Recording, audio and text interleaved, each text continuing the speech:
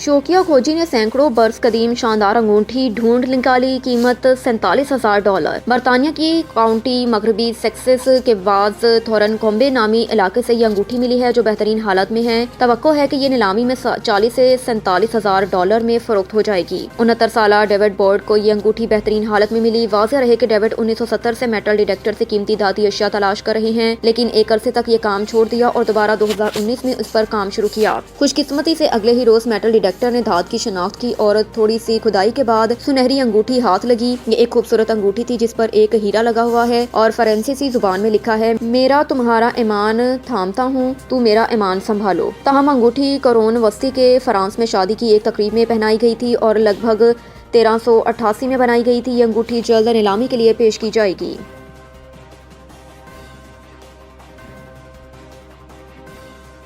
2030 तक इंसान चांद पर रहे होंगे, नासा अहदेदार का दावा। अमरीकी रियासत फ्लोरिडा में कायम कैनेडी स्पेस स्टेशन ने मुतअद्दिद नाकाम कोशिशों के बाद बिलाखिर आर्टेमिस में एक मिशन पर रवाना हो गया। बगैर अमले का ये मिशन चांद के गर्द चक्कर लगाकर अमला समेत जाने वाली परवाज और मुस्तकबिल के चांद के मिशन के लिए राहें हमवार करेगा।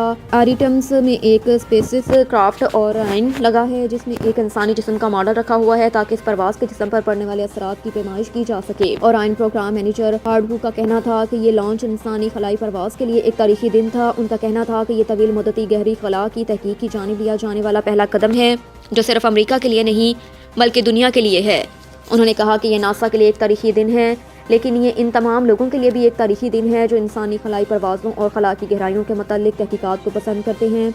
उनका कहना था कि हम वापस चांद पर जा रहे हैं, हम एक पायदार प्रोग्राम पर काम कर रहे हैं और ये वो सवारी है जो लोगों को दोबारा चांद पर उतारेगी।